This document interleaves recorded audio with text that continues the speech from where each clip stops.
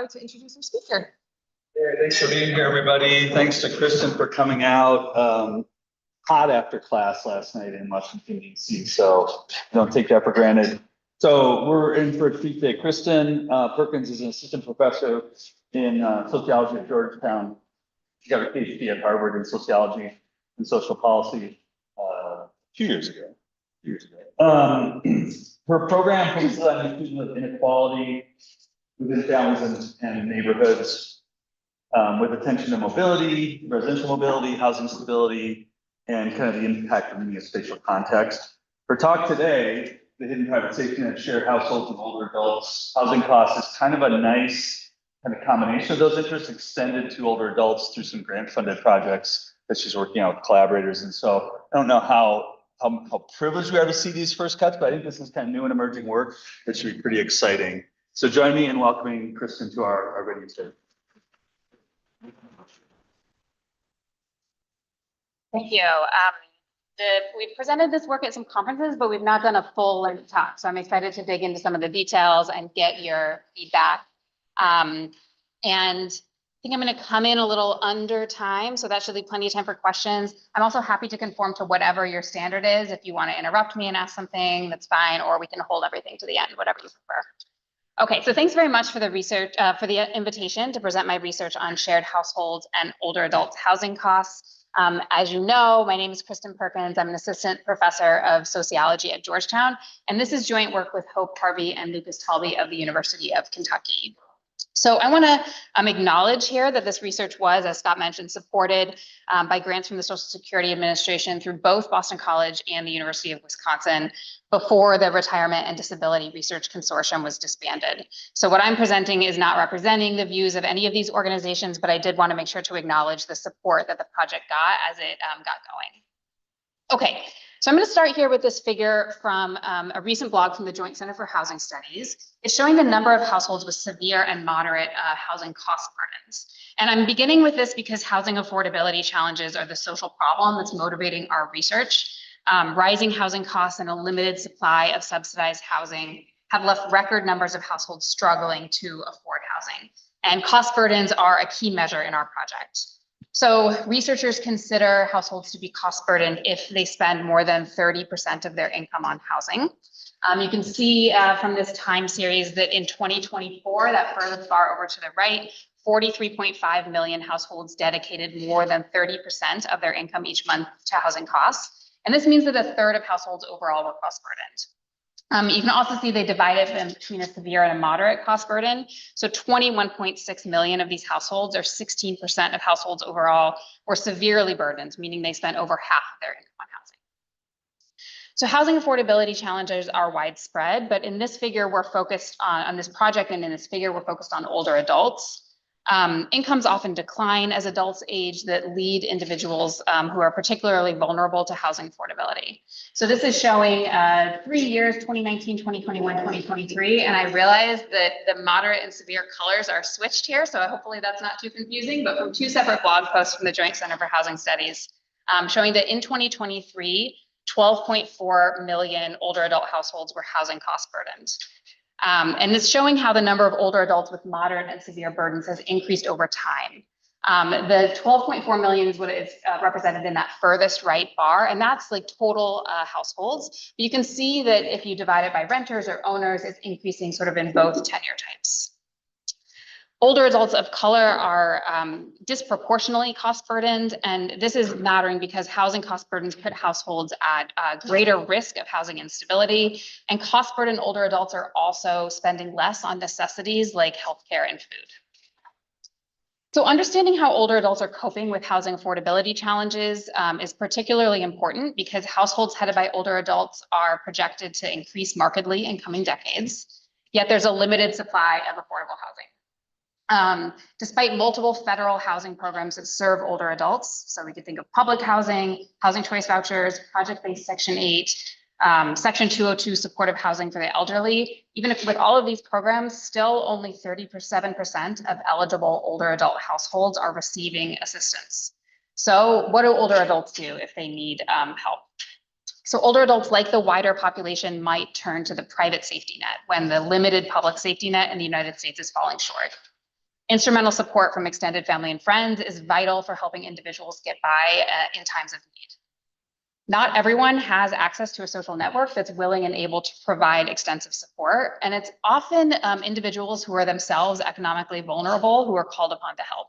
So the private safety net has the potential to sort of dramatically reshape resources. It can provide makeshift solutions for support recipients, but it can also burden support providers.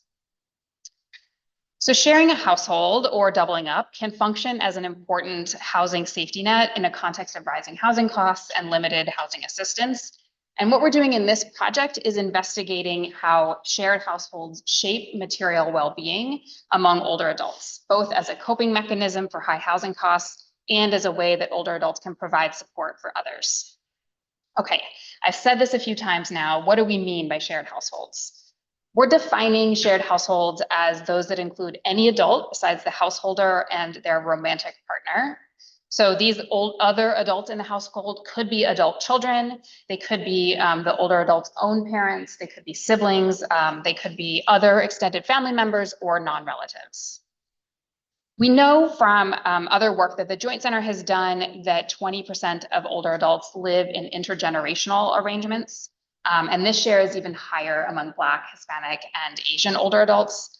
But we know a lot less about older adults who are in other arrangements, residing with other family members or non-relatives.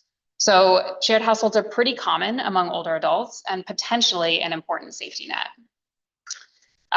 We know from prior research that shared households can lower housing costs.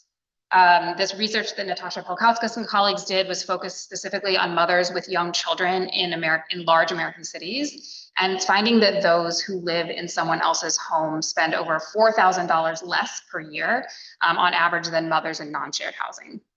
But we don't yet know how shared households is impacting older adults' housing costs.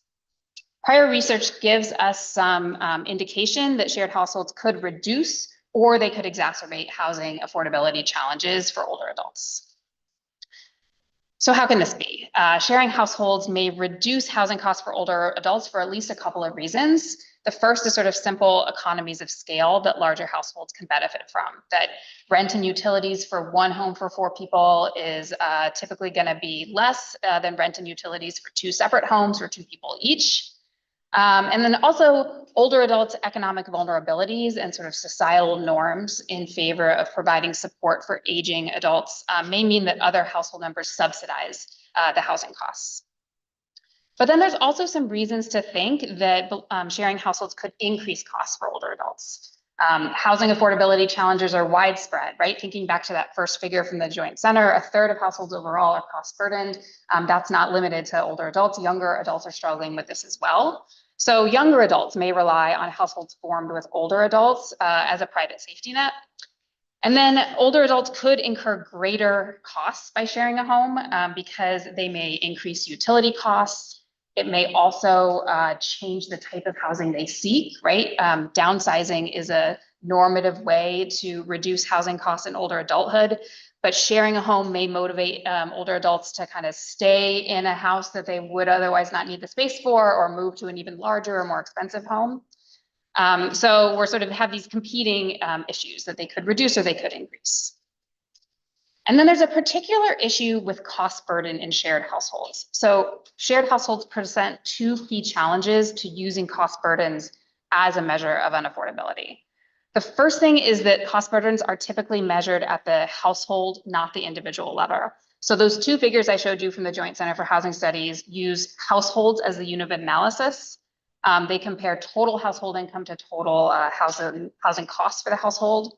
But we know from prior research on shared households in particular that shared households may be less economically integrated than non-shared households. So there's sub-family units in a shared household may keep their income separate. They may only share selected expenses or resources.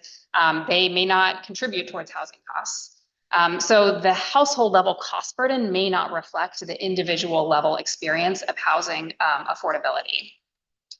And then second, the housing cost burdens only apply to older adults who are staying in the housing market, and they're missing individuals who are solving their affordability challenges by using the private safety net.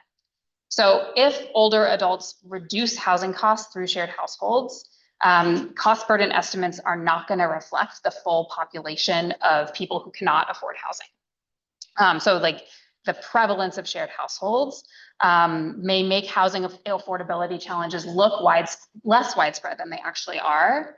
But then we have this flip side where sharing a household could increase costs for older adults, and this may be contributing to the high rates of cost burden that we're observing. Okay, so I'm going to move into our specific research questions now that we're going to cover in this project. The first one is what share of older adults live in shared households, and what type of shared households do they live in? As I mentioned before, a lot of the research on shared households is focusing on families with young children or on young adults intergenerational arrangements. And we're instead making older adults the focal household members here. There's this growing literature that's focused on intergenerational households formed with parents and adult children, but we know less about sort of the other arrangements that happen, the co-residing with other relatives or with non-relatives, et cetera. So we're taking an inclusive approach to shared households formed with children and parents, but also those that are formed with extended family and non-relatives. Our second question is asking how much older adults in shared households spend on housing. We're examining rent or mortgage and utility costs and how they're shared, and we're providing insight into one tangible way that older adults may benefit from or be disadvantaged by sharing households. This research that's been done on intergenerational households is typically finding that the older generation is the benefactor in these arrangements, but the research rarely observes the actual flow of resources, right? It's just sort of making this assumption about the older generation.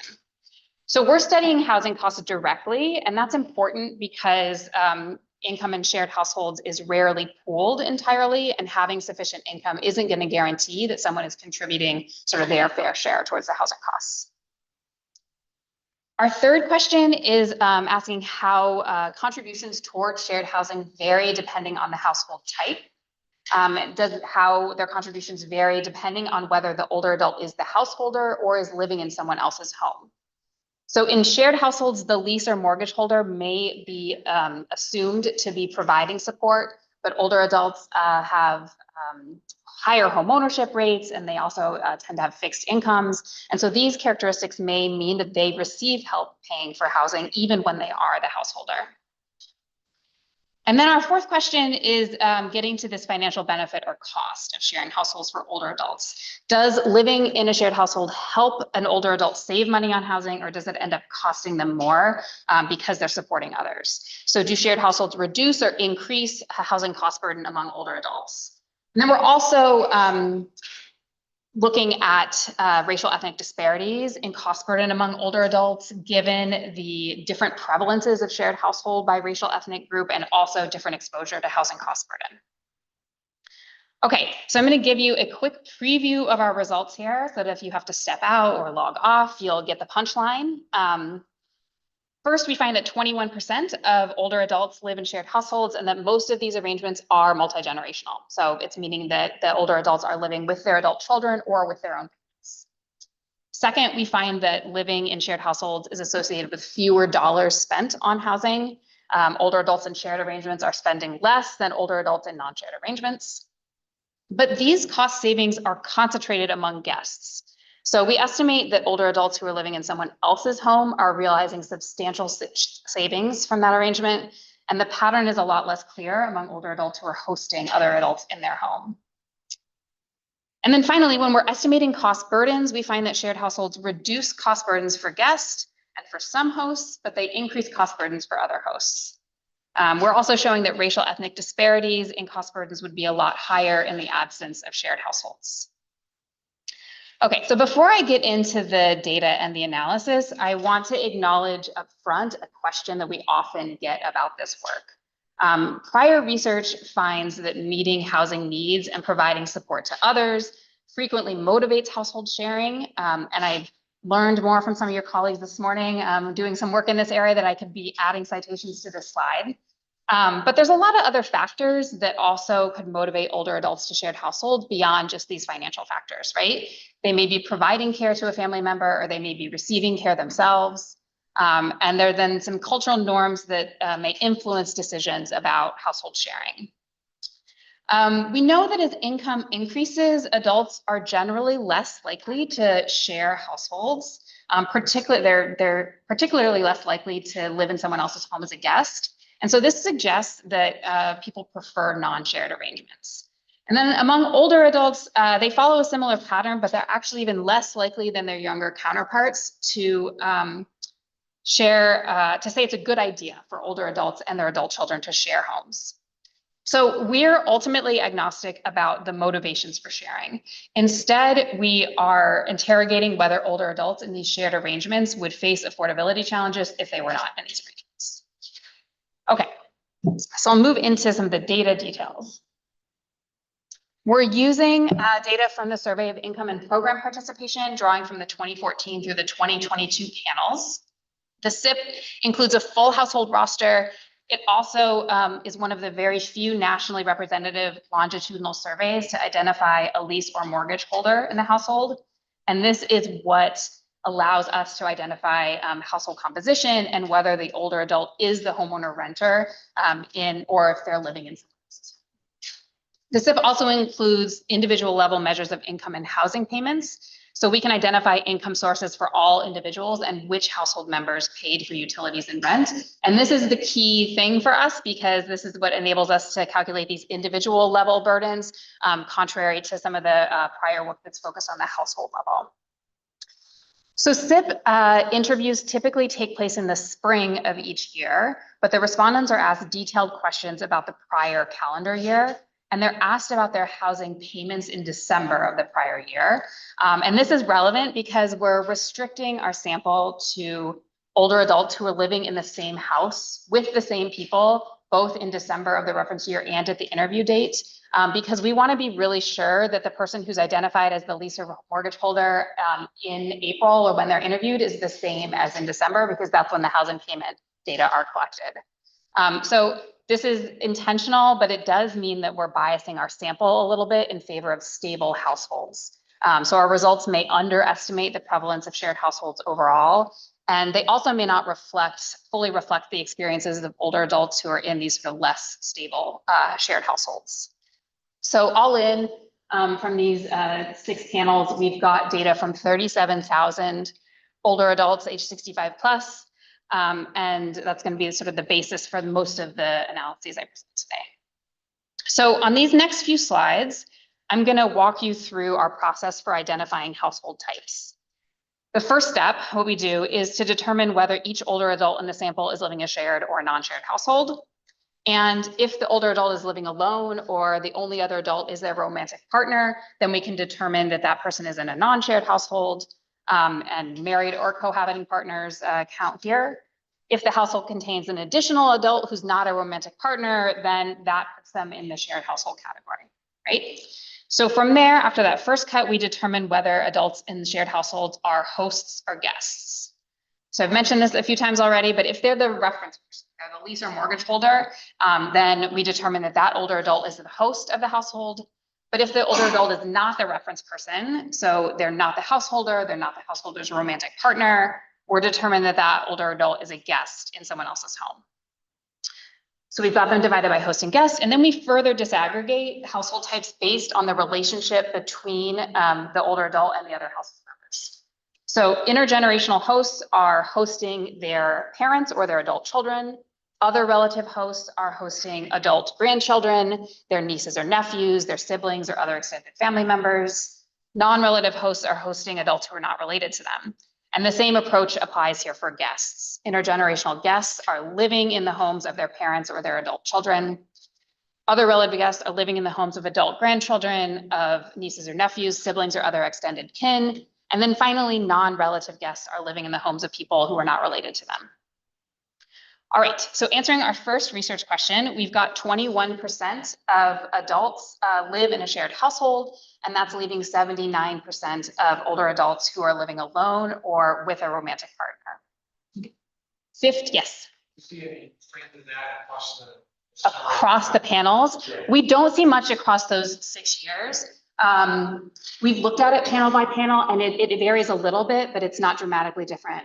You know, there was this big increase in children living in shared households in the pandemic years. And we don't see a huge difference in 2020 or the 2020 years, but it's fairly consistent. Yeah. I just have one other scenario to ask.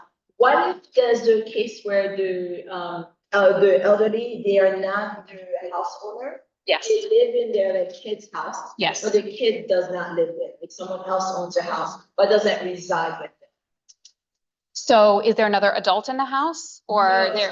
so it's just, and maybe it's because I've indeed, like, I know this in my family. Yeah. The foreign service. Sure. So they own their house and. So we are excluding, I guess, what you would call skipped generation households here. So if there's like a grandparent living with grandchildren and the middle generation is there, we're not. It's just like they live in their house because it's like, it wasn't. Oh, like, they I did see what not you mean. I see what you afford mean. their house by themselves, but it's like their child bought their I house. see. Maybe with their help, but then their child owns their house. So there's no lease or mortgage holder present. Yes, but. Yes. It's irrelevant to shared cost, like they're only living, so I know that if. Yeah. So I guess so I don't know how we would handle that is the full answer, because I don't know, there would still be a reference person in the survey. Which would not be them. So, but it might be them. If there's not a lease or mortgage holder there and the SIP comes and surveys, then it's possible that they're determined to be the reference person. I don't know how the SIP handles that. So to be in this situation, you'd have to be living in someone else's home, that you're not the lease or mortgage holder.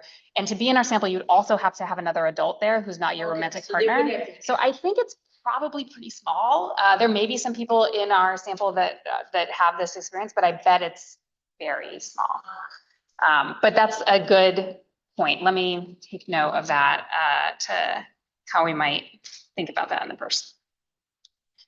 Okay, any other questions? Yeah. Yes, personally, I was wondering if you know how to sit handles the units. Oh, yes. So the SIP, like if it's a different dwelling unit on the same property. Yeah. So I don't think they're included in that household. I think that it's an address based. And so I think that it would be two different sample units for the purposes of the SIP. So I think if they're not living sort of under the same roof, then it's not. Yeah. Okay. All right. So we've got our 2179. We find that 15% of older adults overall are hosts and 6% are guests. And then what I'm doing here is the column on the left is older adults overall. And then the host and guest, the second and third columns are sort of within host and guest. We see that 12% of older adults overall are in these intergenerational hosts, and 79% of hosts are hosting sort of their adult children or their parents, their intergenerational hosts. If we jump down to guests, there's 5% of older adults overall are intergenerational guests, meaning they're living in the home of their adult child or their parents. And 75% of guests live in their parents or adult child's home.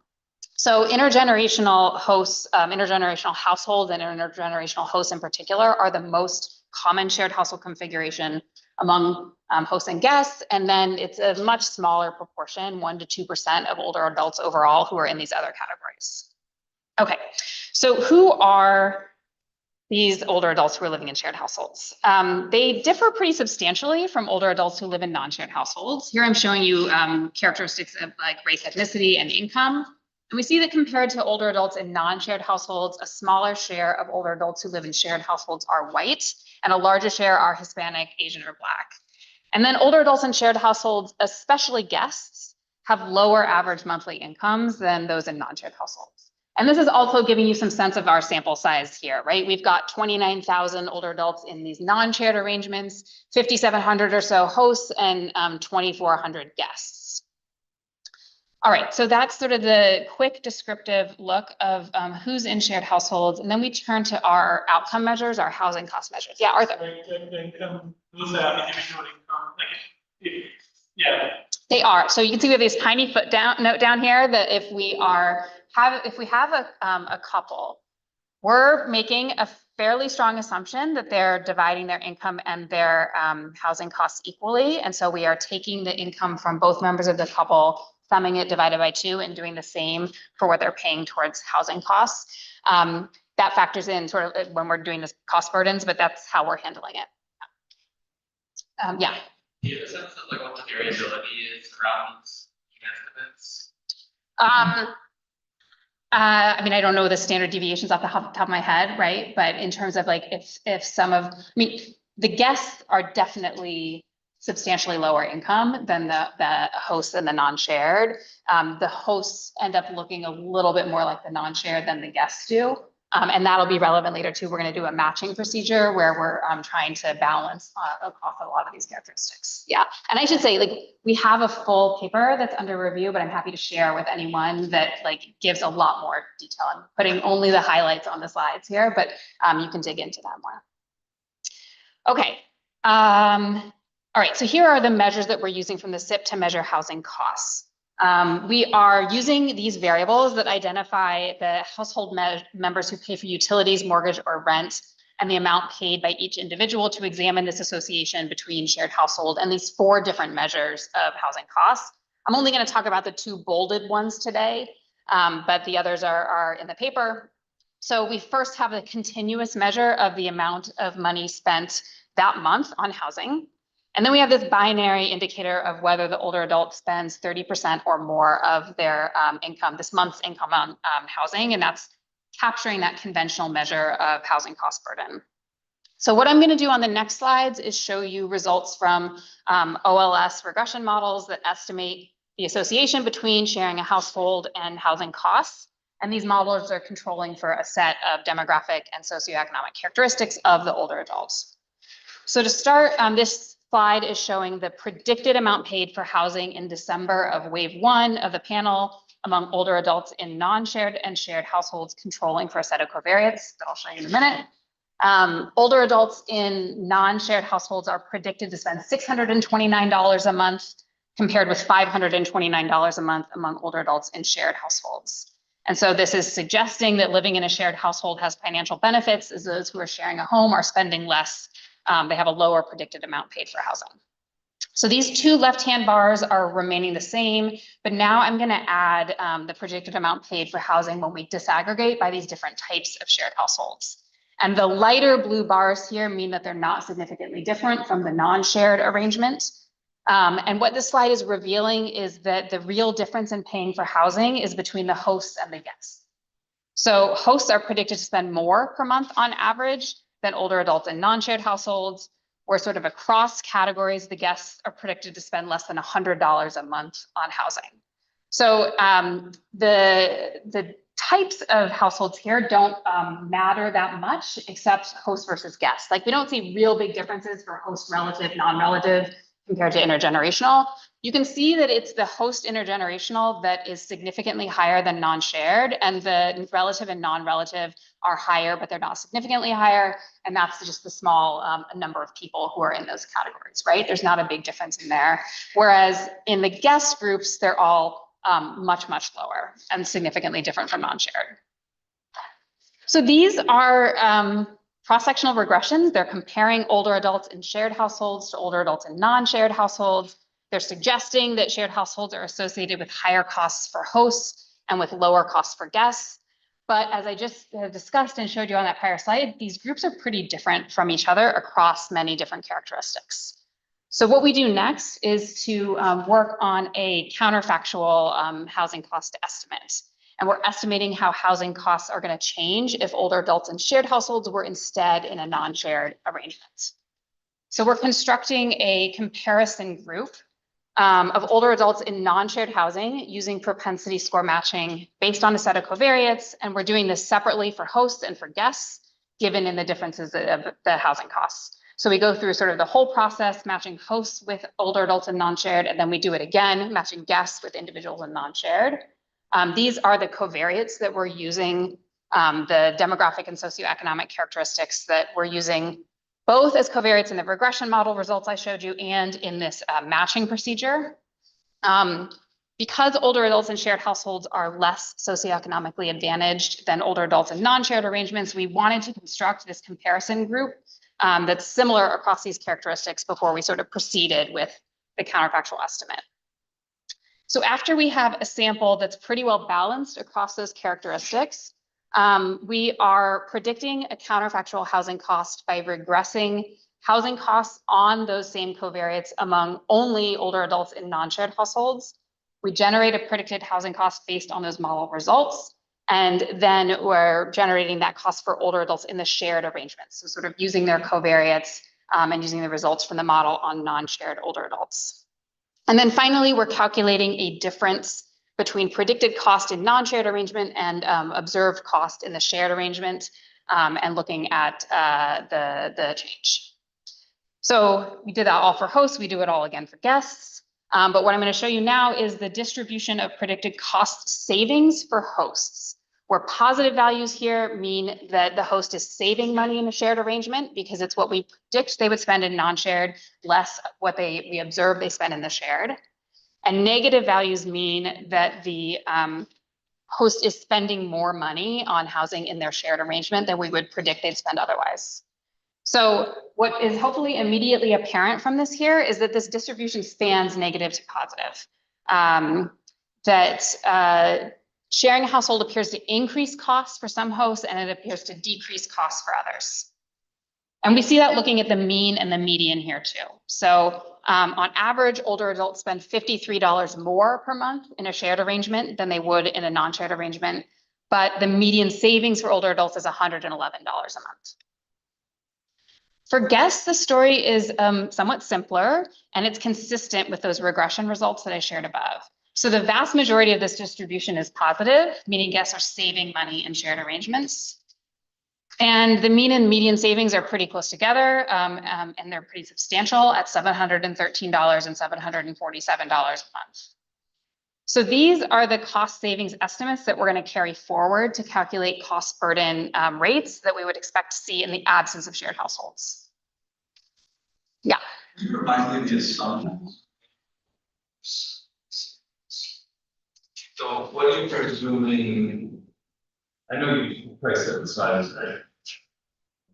What would be the counterfactual there? Like not having anybody in your house, or are you expecting some? So it's not having anyone, it's being a non-shared arrangement. And so then the negative numbers mean people are spending more than they would have normally. Yes. So how do I?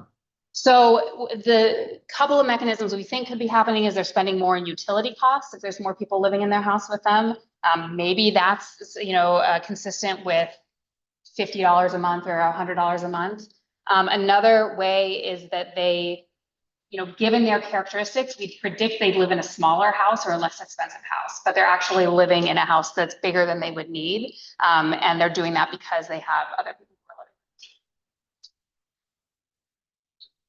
To answer that question, you mentioned utilities cost, but what else is, I guess I had implicitly assumed that housing costs is the. No, so it's the rent or mortgage payment and the utilities. That's the SIP question that they have. No, we don't have expenditures on that, right? Like you could think of sort of less regular payments of making repairs or other maintenance, but that's not included in this. It's sort of their. No, that's not in it too. So this is really like what they're paying on their mortgage or what their rent is plus what they've spent on utilities. Can you comment on the other slide, the other? Hosts, yep. Here. Yeah. What are the characteristics describing those? That's a great question. I don't know. We should look at like those people who are in the beyond 1,000 or 2,000 and see if something is different and standing out. We did that. And if I'm recalling correctly, there wasn't anything that immediately jumped out that like distinguished them from the rest, but we should go back to it and see if there's something else about where they're living or yes.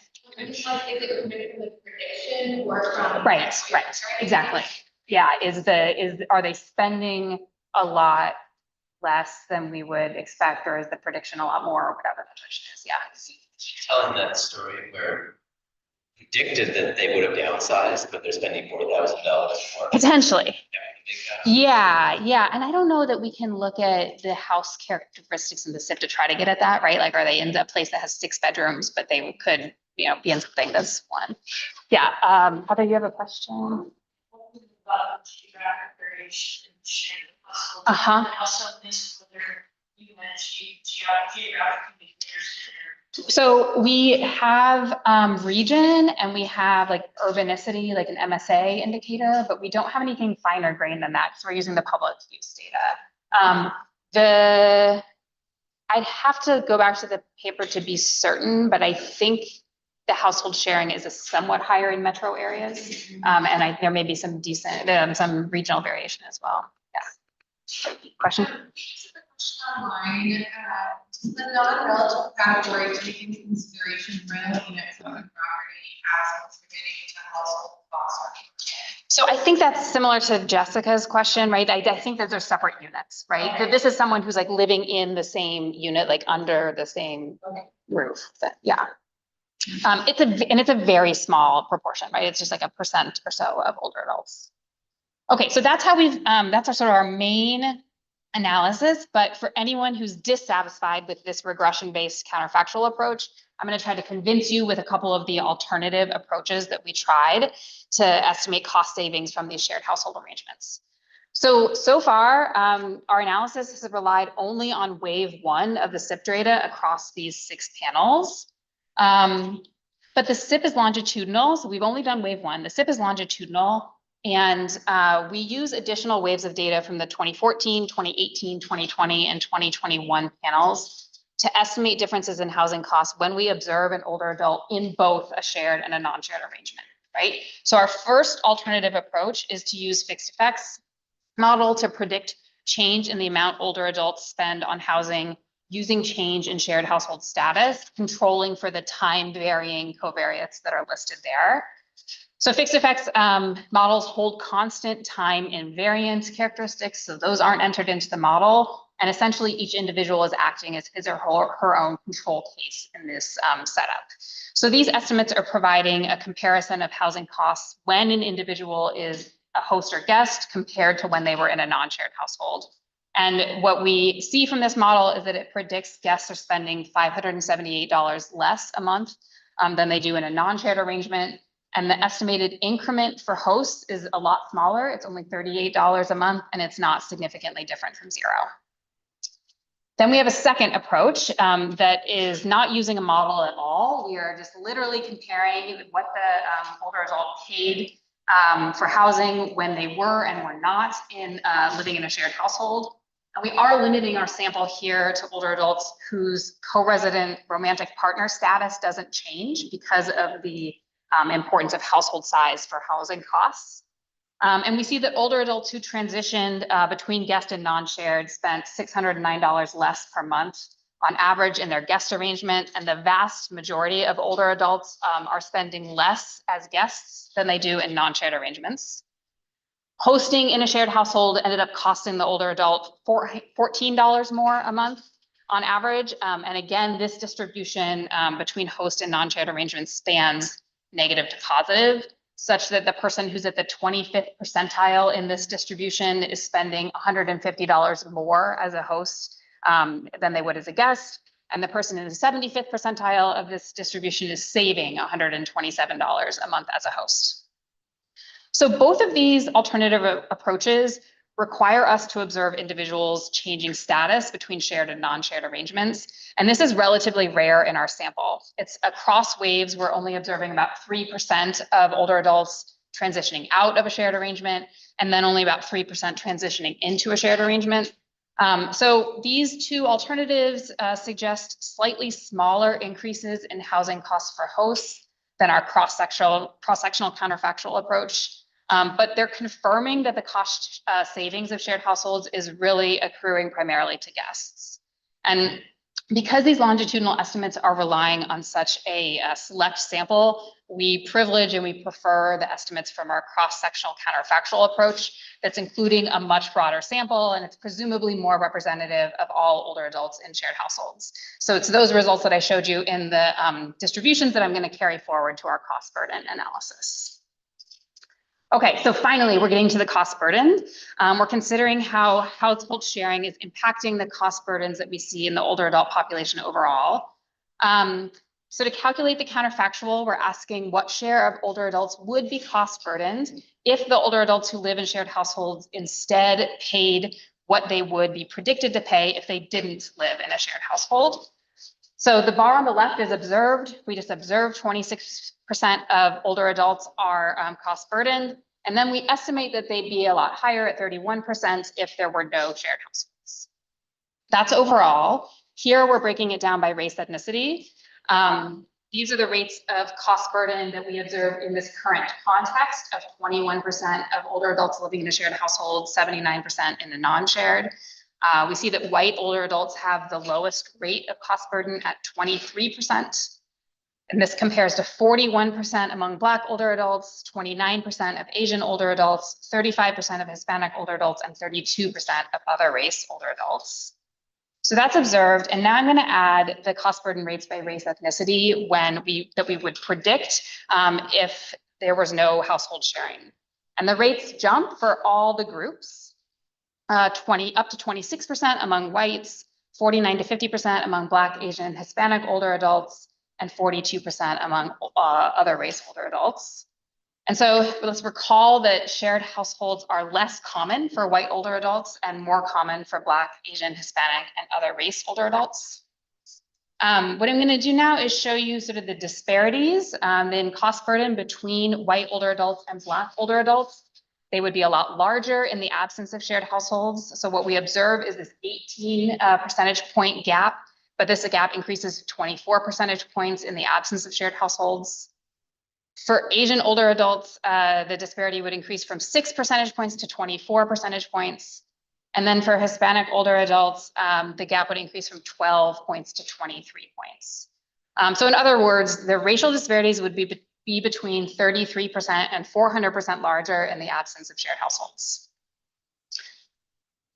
I don't think you showed this, but so we see things that there's race differences between host and guest. Yes, there are. The Asian older adults are higher share of guests compared to the Black and Hispanic. And are all of them higher, more likely among the shared households, more likely to be guests?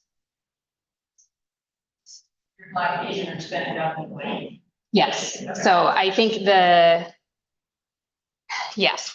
white older adults follow more closely the most of them are hosts rather than guests, and it's not quite the same for the Black, Asian, and Hispanic. Two totally different. Yeah. Yeah, right. I mean, that's what we're trying to get at with that host guest difference, right? That that it's not just sharing a household, it's the type of shared household. Okay, all right, so we're closing out. I'm going to summarize the results before I think a little bit more about the implications here. So I'm returning to these 4 research questions that we're estimating that 21% of older adults are living in shared households. Most of these shared households involve intergenerational relationships.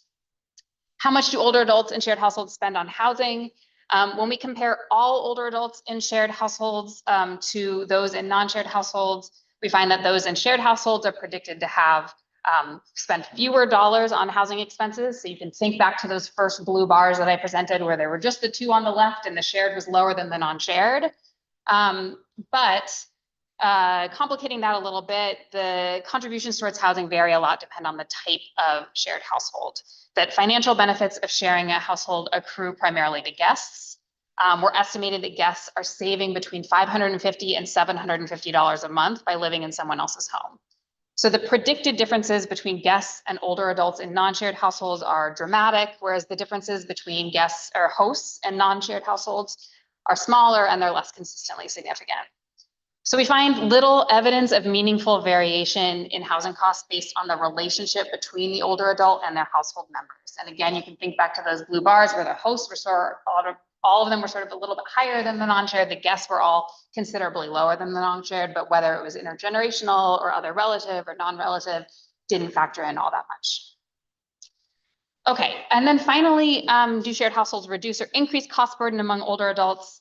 Our counterfactual housing cost estimates suggest that shared households reduce housing cost burden for guests and for some hosts, but increase burden for other hosts. And then our results are demonstrating that cost burden rates would be far higher without the private safety net provided by shared households. Housing is affordable for many older adults only because of shared households.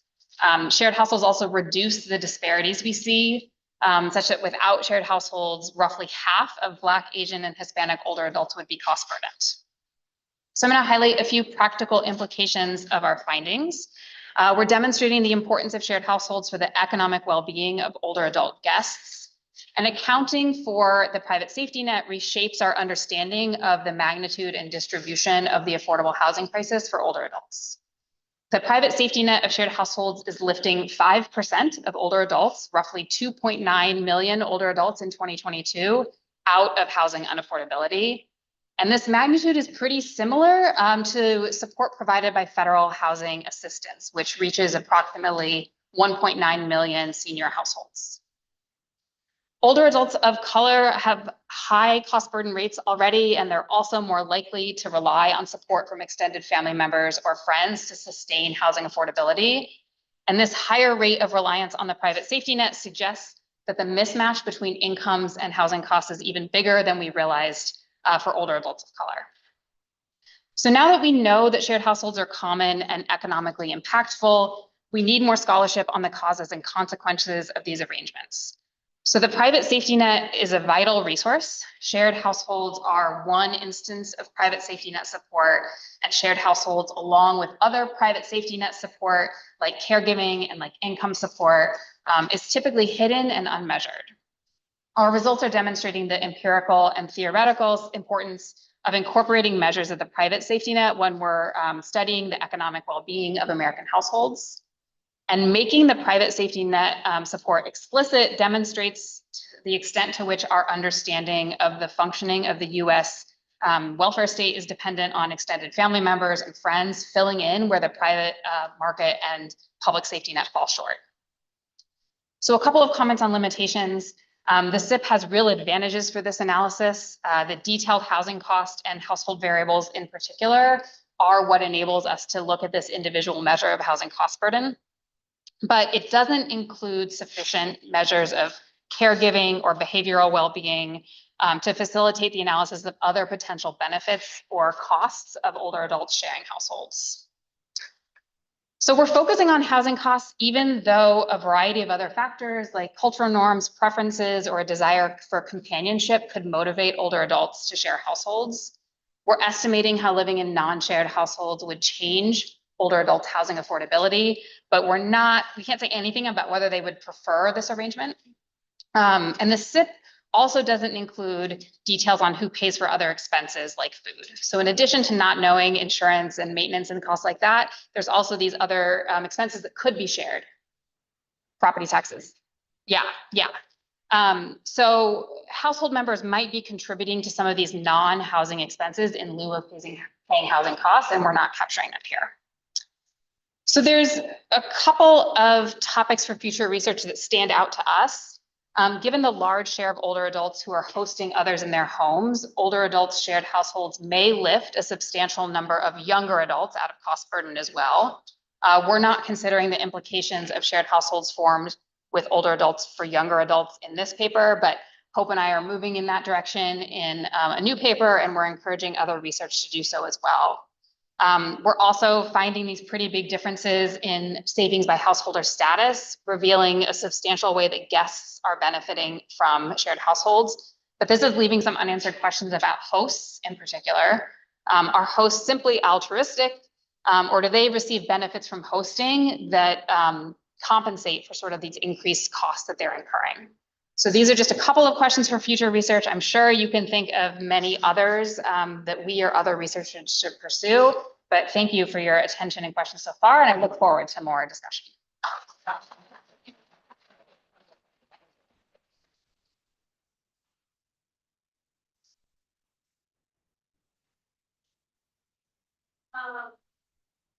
You have a different guest for the non-shared. Yeah. And furniture, for processing that. Yeah. And how much those results that you develop could be determined by observed factors about guests. So I'm curious, one, do you have thoughts on what kind of observed factors might matter? Yeah. But also just how much of a common support did you have in the distribution of this? Yeah, we end up pretty good on that. So we have some appendix tables in the paper where we show the balance after matching, and the hosts and the non-shared get very close, and the guests and the non-shared get close. They're not quite as close as hosts, but they're still pretty close. So we end up with pretty good balance, and we don't end up having to exclude observations because they're so different and don't have matches. Yeah. I think in terms of some unobserved factors, I mean, for all of this, we'd ideally know motivation for sharing. And so if there's health factors that could be encouraging people to move in with each other, or caregiving, childcare factors, then I think that would be good to know in terms of, what are the guests, what else are the guests getting, or what are the hosts and their hosts getting in return? And you don't have a measure of time condition or limited. I don't think we have one that's at multiple waves, but so the SIP changed its data structure a lot. Maybe you're familiar with this, right? It went from this every 4 months to this annual measure. We're using the panels that only have the annual measure.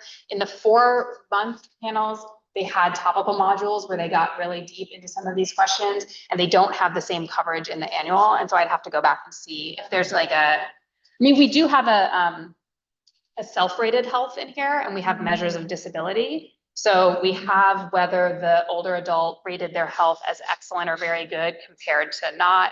And we have sort of 6 categories of disability that we give indicators for and say, do they have a disability or not? So we've got very coarse measures of health, but we don't have sort of more fine-grained detail. Yeah, Scott.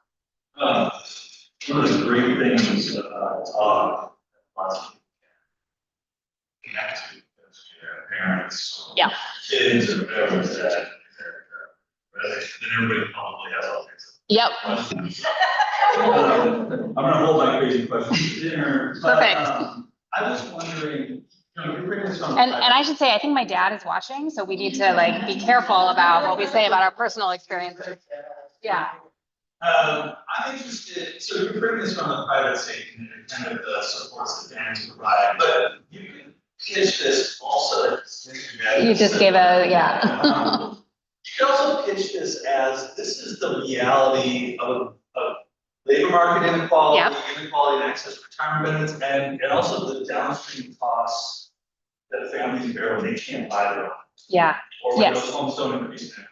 So I know you kind of relate. So I was wondering, what do you think of kind of policy interactions that are driving some of this that we would want to be mindful of? So you could think about, for instance, mortgage tax credits and things like that could be driving this kind of favoring those who can buy. Are there restrictions on how you can the programs can coincide? So Yes. housing assistance programs have a lot of restrictions. That's right. How do you think about the policy space and how it's maybe kind of behind the scenes creating some of these flows? Yeah, so so you're right that some of the assisted housing programs have restrictions on who can be in the household, and so but we know that the demand for housing assistance far outstrips the supply. So there's a lot of people who have no chance of getting into that, haven't won that lottery. I know that I think the Joint Center has done some work showing how the increase in housing unaffordability is related to lower household formation, right? That younger adults, not only are they not buying homes as early as their parents did, but they are not even forming their own homes as early because they just can't even afford to rent. And so I think we have seen the prevalence of shared households increase over time, and I think housing affordability is probably a big factor in that. So I think in terms of like the easy public policy answer is to say like there needs to be a lot more housing assistance and like many more homes built, because there's sort of a structural issue of not having the homes and the affordable homes that people could, you know, be in these non-shared arrangements. That was, I also was thinking about kind of disability insurance and Yeah. qualifications there. I mean, I don't know if it's that. I was thinking also about, you know, here we've enacted a long-term care program Yeah. for adults. That's a piece of this. So your access to long-term care. Right. And insurance is very state to state. That affect people's ability to stay. So I was just trying to think about things that would kind of, that would be public policy limits that you could pull, but which would have maybe indirect, but maybe a powerful downstream kind of reality for what you're. Yeah. This is the, Yeah, I mean, I come from this housing focus, and so I like that's where I think first, but I think these are good suggestions in terms of on the disability side, on income supports, other ways to affect this as well. Yeah. We have a question online. They ask, how is the distribution of hosts versus guests breaking out by age? Among the 65 older, I suggest that either are wondering maybe most people or old maybe. Yeah, that's right. So if we look at the average ages, I think hosts are on average like 2 years older than guests are on average 2 years older than hosts, right? So the average age of all three of these categories in this sample of 65 plus is like in the 70s, but the guests are older. Yeah. And I kept saying this, that like intergenerational means adult, child, or parent. There are some older adults in the sample that are living with their parents who are in their 80s or 90s or something. It's rare, but it does happen. And I think those are mostly hosts who are hosting their even older adult parents. Yeah, thank you. It's great talk. I was thinking about the mismatch. Yeah. And I was thinking with your Asian families. I was wondering your thoughts, policy-wise, that are we thinking about older age poverty among Asian families wrong because we're missing the same reason why they might not be here in Oxford? Or maybe at the same time, not highlighting a mechanism out of Oxford and not because it's not sort of the norm in households. I see, right. So I think it's both, right? That like that in some ways was the most dramatic of these differences here. If we go back, right, that there's 6% points different to 24, whatever that is. So it's a big jump. And it's because there's a much higher proportion who are living in these shared households. So you could say we're missing it because we don't observe it in the current arrangements. But I'd be hesitant to say like, oh, you should move into a shared household to solve your housing affordability problem, right? Because I think the research, other research shows that people don't really want to do that if they don't have to. And it just creates a lot of complications. I mean, Hope, my co-author, has a book out this year on doubling up among younger families with children. And she highlights a lot of the tension that arises in these shared arrangements. Still have policy suggestions that you can send for cheap solution to the housing. Yeah, so I guess giving someone a stipend for hosting someone else in their home is cheaper than buying another, or than purchasing another unit, or than building another unit, or giving them a housing choice voucher.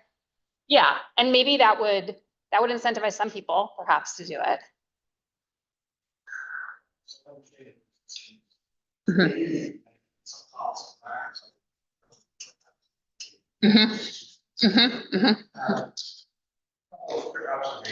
Yeah.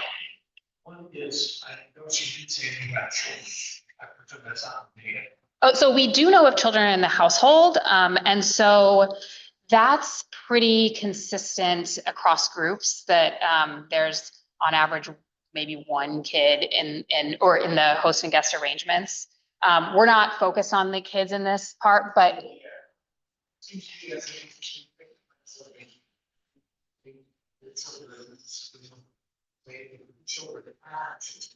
Yes, yes, and we do know that from the research on shared households of parents, that like the co-resident of parents with young children is much higher than as like older children. So co-residence is highest when the kids are youngest, and then it declines as the kids get older. Something to emphasize on the religious. Mhm, mhm, mhm.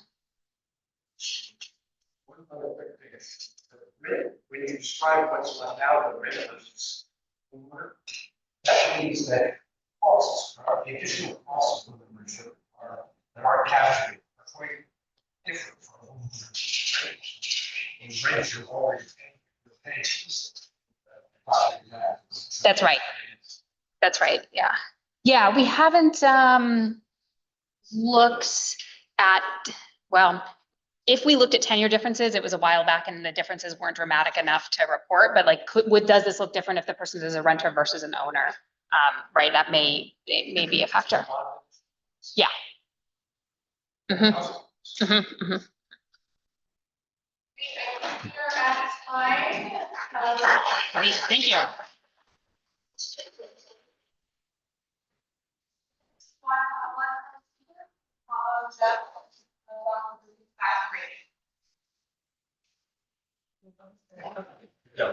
Yeah.